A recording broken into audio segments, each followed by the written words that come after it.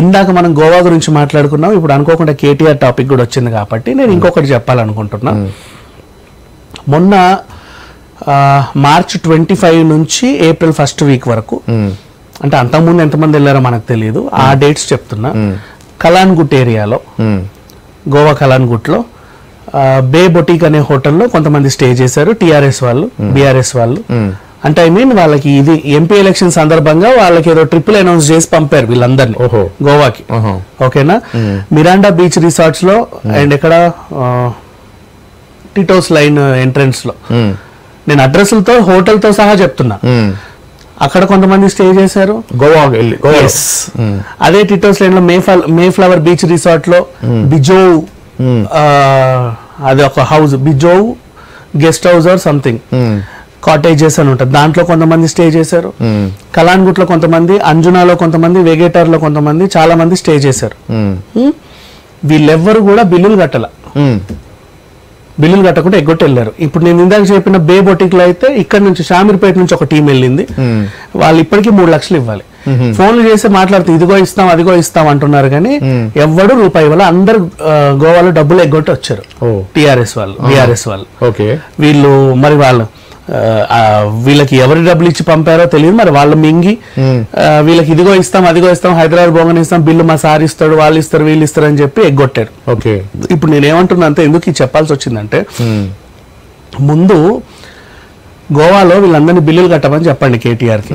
తర్వాత మిగతా విషయాలన్నీ మాట్లాడుకుందాం. రేవంత్ రెడ్డి హామీలు, 6 గ్యారెంటీలు, ఇది దీనికి చెప్పు, 100 రోజులైంది, 120 రోజులైంది, ఇంకా ఎవరి ఖాతాలో డబ్బులు పడలేదు, నువ్వు అది చేసావు, నువ్వు ఇది చేసావు, నువ్వు బీజేపీలోకి వెళ్ళిపోతావు, నువ్వు ఇంకేదో ఎక్కడికో వెళ్ళిపోతావు, ఎలక్షన్ అయినాక ఈ పిచ్చి పిచ్చి అన్ని వాగుతున్నాడు కదా. అవునా. ఫస్ట్ ఈ చిల్లర లెక్కలు ఎందుకు, గోవాలోకి వెళ్ళి పరువు తీసుకోవడం ఏంటి దరిద్రం కాకపోతే. నేను బీచ్ రిసార్ట్ పేర్లతో సహా చెప్తున్నా, ఇది అబద్ధమైతే చెప్పమనండి, నా దగ్గర అన్ని ఉన్నాయి ఆధారాలు. నెక్స్ట్ అక్కడికి వచ్చిన వీళ్ళ కార్యకర్తలు ఏమేమి మాట్లాడుకున్నారో కూడా మన దగ్గర ఉన్నాయి. మనం ఏం ఫోన్ ట్యాపింగ్ లో చేయాల, డైరెక్ట్ గానే రికార్డులు చేసాం. వీళ్ళ గురించి ఏం మాట్లాడుకున్నారో, కవిత గురించి ఏం మాట్లాడుకున్నారో, కేటీఆర్ గురించి ఏం మాట్లాడుకుంటున్నారో, కేసీఆర్ గురించి ఏం మాట్లాడుకుంటున్నారో, వాళ్ళ కార్యకర్తల భావాలన్నీ కూడా మన దగ్గర రికార్డెడ్ ఉన్నాయి. నెక్స్ట్ గోవాకు వచ్చి వీళ్ళు చేసిన రచ్చరచ్చ ఏముందో కూడా మన దగ్గర అన్నాధారాలు కూడా ఉన్నాయి. వీళ్ళు చేసిన పరిమాణాల పెంట పనులు ఏమేమి ఉన్నాయో అన్ని ఉన్నాయి మన దగ్గర. మామూలుగా ఇది బిజినెస్ ట్రిప్ జరుగుతూ ఉంటాయి. అవును. ఈ పెస్టిసైడ్స్ ఫెర్టిలైజర్ కంపెనీ వాళ్ళు గోవాలకి, సింగపూర్ లో ఉంటారు. అంటే ఈ సాంప్రదాయం అనేది పార్టీలో కూడా వచ్చిందా? అలాగే వచ్చింది. వీళ్ళు మొన్ననే ఈ లోక్సభ ఎన్నికల సందర్భంగా వాళ్ళందరినీ గోవా ట్రిప్లు వేసారండి. అందరికి ఆల్మోస్ట్ చాలా మందికి వేసారు. నేను అడ్రస్లతో సహా చెప్తున్నా కదా, ఆ రిసార్ట్స్ అన్నిట్లో వీళ్ళు డబ్బులు కట్టకుండా వెళ్ళిపోయారు. ఇవ్వాల అంటే ఇప్పుడు మనకు తెలిసిన రిసార్ట్సే ఇన్ని, ఇవన్నీ మన ఫ్రెండ్స్ రిసార్ట్సే. నాకు అండ్ ఆ టైంలో నేను గోవాలోనే కదా ఉన్నా, సో అందుకని చెప్పేసి తెలిసింది. ఇకపోతే ఇంకెంతమంది ఎక్కడెక్కడికి వెళ్ళి, ఇప్పుడు నేను మాట్లాడేది కలాన్గుట్ బాగా గురించే. అటు నార్త్ కి ఎంత, సౌత్ కి ఎంత మంది వెళ్ళారో తెలియదు. ఎప్పుడు మొన్న ఈ మార్చ్ 25, 26, 27, 28 నేను మొన్న గోవాలో లేను, ఫోన్ చేసినప్పుడు ఆ డేట్స్ లో చెప్తాను. ఆ డేట్స్ లో వాళ్ళెవ్వడు కూడా బిల్లులు కట్టాల, హోటల్ బిల్లులు ఎవడు కట్టాల. తాగారు, తిన్నారు, ఎంజాయ్ చేశారు, అడ్డమైన రాచకార్యాలన్నీ చేశారు, బెడ్షీట్లు పాడు చేశారు, ఎవడు బిల్లులు కట్టాల. ఇప్పుడు ఇది నేను ఎందుకు చెప్తున్నానంటే, ఆగా మొన్నటి వరకు ఇప్పటికీ ఫోన్ లో రెస్పాండ్ అవుతున్నారు వాళ్ళు. అన్నా ఓకే అన్నా ఇస్తారన్నా వెయిట్ చేయండి అన్నా అని మాట్లాడుతున్నారు. కొంతమంది ఫోన్లు కూడా లిఫ్ట్ చేయట్లేదు.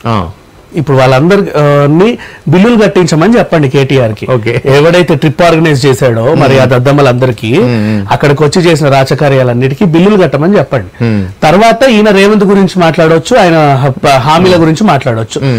120 రోజులైంది నువ్వు అది ఇవ్వట్లేదు, వాళ్ళ ఖాతాలో డబ్బులు వేయట్లేదు, వీళ్ళ ఖాతాలో డబ్బులు వేయట్లేదు కదా, నువ్వు మా హోటల్ బిల్లులు కట్టు. అది వచ్చి ఎంత రచ్చ చేశారనుకున్నారు. మామూలుగా ఊరికి దేశానికి పనికిరాని వాళ్ళందరికీ ఫ్లైట్ టికెట్లు వేసి గోవా తీసుకొచ్చారండి. ఎక్కడెక్కడ సంత అంతా తీసుకొచ్చి అక్కడ పెట్టారు. దరిద్రం అంటే దరిద్రం. అంటే శాసనసభ ఎలక్షన్స్ లో ఓడిపోయారు కాబట్టి దీంట్లో కొద్దిగా వీళ్ళు పక్క బాటలో జంప్ అవుతారనో, లేదా వాళ్ళు కూడా పెద్ద కార్యకర్తలు లేరు, ఒక రకంగా ఉన్నారు మనుషులంతా. వీళ్ళని ఎవడరా బాబు గోవా తీసుకొచ్చింది అనుకునే రకాలు మా మొహాలన్నీ అలాగే ఉన్నాయి. మొత్తానికి బిల్లులన్నీ ఎగ్గొట్టి వెళ్ళిపోయారండి. ఈ దీనికి కేటీఆర్ అక్కడ బిల్లు, నేను బిల్స్ కూడా తెప్పిస్తా గోవా నుంచి.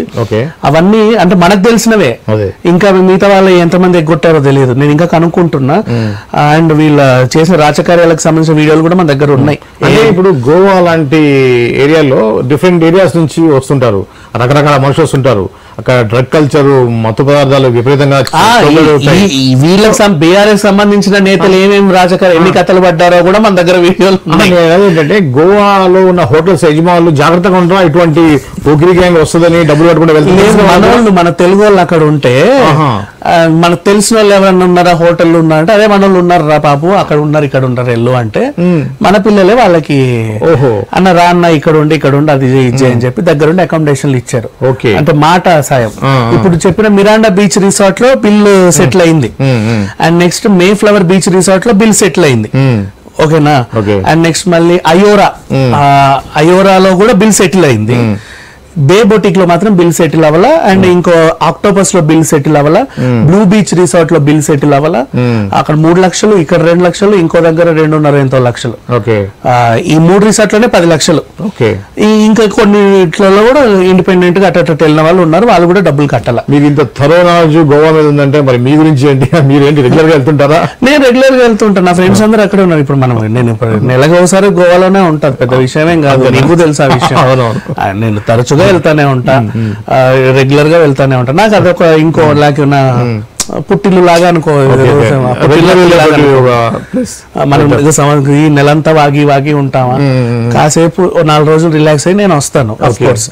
అక్కడ వెళ్ళినప్పుడు నాకు తెలిసింది ఈ చండాలం అంతా. ఇప్పుడు మీరు మీడియా ముఖంగా మీరు కేటీఆర్ గారికి చెప్పాల్సింది ఏంటంటే, ఫస్ట్ ఈ బిల్లులు సెటిల్ చేసిన తర్వాత రేవంత్ రెడ్డిని అదెందుకు సెటిల్ చేయలేదు, ఇది ఎప్పుడు ఇస్తావు, అల్లు ఎప్పుడు ఇస్తావు అని అడుగు, ముందు ఇది సెటిల్ చేయి.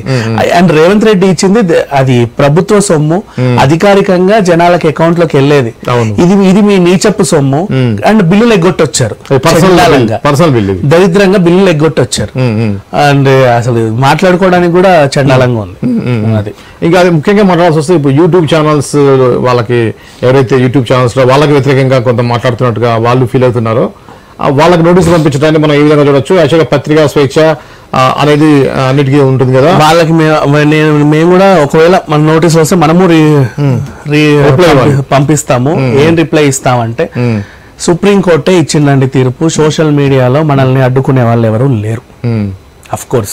అండ్ ఈయన గురించి కూడా మనం ఏం పర్సనల్ గా ఏం మాట్లాడట్లా, వాడు చేసిన దరిద్రాలన్నీ చెప్తున్నాం మనం. అవునా?